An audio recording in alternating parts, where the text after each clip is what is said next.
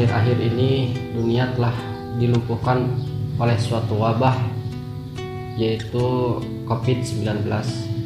Terkhususnya di negeri kita tercinta ini, sehingga pemerintah mengeluarkan himbauan social distancing, menjaga jarak, menjauhi kerumunan, supaya kita terhindar dari penularan virus COVID-19 ini. Lalu, apakah yang dapat kita lakukan untuk mengisi waktu dalam menjalankan social distancing ini? Para salafus sholih menyibukkan diri ketika wabah terjadi, karena wabah seperti COVID-19 ini tidak hanya terjadi pada hari ini. Jika kita berkaca kepada sejarah, di antaranya Al-Hafidh Al-Imam Ad-Dahabi rahimahullah dalam kitabnya Syiar A'lam An-Nubala di jilid yang ke-18, beliau mengatakan bahwa pada tahun 448 Hijriah beliau mengisahkan di Andalus, Spanyol kalau saat ini, dan di Mesir pernah terjadi paceklik, wabah yang berkepanjangan. Paceklik, kelaparan, ditambah lagi dengan wabah penyakit. Sampai-sampai pada hari itu masjid-masjid ditutup. Kebijakan otoritas penguasa pada saat itu menyerukan masjid-masjid untuk ditutup. Tidak ada satu orang pun orang-orang yang melakukan sholat berjamaah di masjid pada saat itu, karena mereka melakukan sholat berjamaah di rumahnya masing-masing. Ini pernah terjadi, dan tahun tersebut itu terkenal dengan julukan Hamul Ju' wal Kabir, tahun kelaparan yang begitu dahsyat. Terkait hal ini, ketika pemerintah otoritas mengeluarkan himbauan untuk social distancing ini, kita selaku masyarakat mengikuti apa yang telah diperintahkan oleh pemerintahan kita di negeri kita ini. Lalu bagaimana cara kita mengisi kekosongan social distancing ini?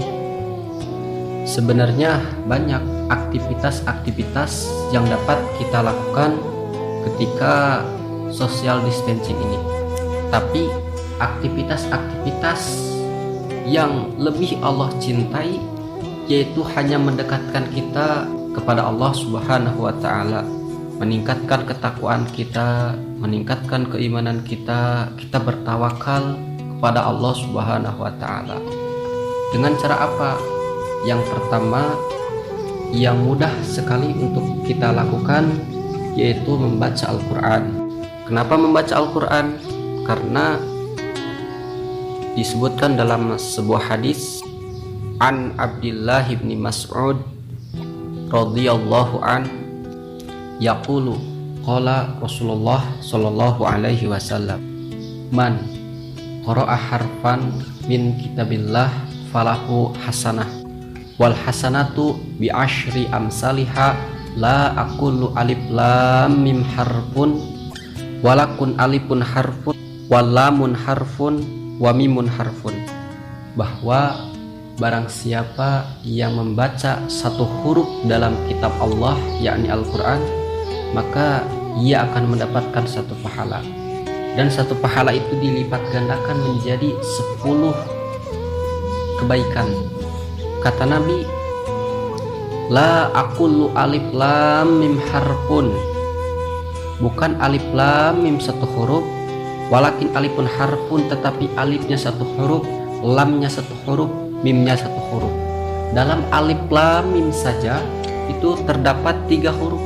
Jika kita kalikan ke dalam 30, ke dalam 10 ganjaran, 10 pahala, maka semuanya menjadi 30 pahala atau 30 kebaikan. Maka kita bayangkan, jika kita membaca satu ayat, satu halaman, bahkan sampai 1 juz, berapa pahala yang kita dapatkan setelah kita membaca Al-Quran. Maka kurang baik apalagi Allah untuk memberikan kesempatan kepada hambanya untuk menginvestasikan pahala kita untuk bekal kita di akhirat nanti. Maka dari itu, daripada kita melamun setelah sholat 5 waktu, usahakan investasikan waktu kita untuk membaca Al-Quran supaya kita bisa mendekatkan diri kepada Allah Subhanahu wa Ta'ala. Di samping itu, banyak-banyaklah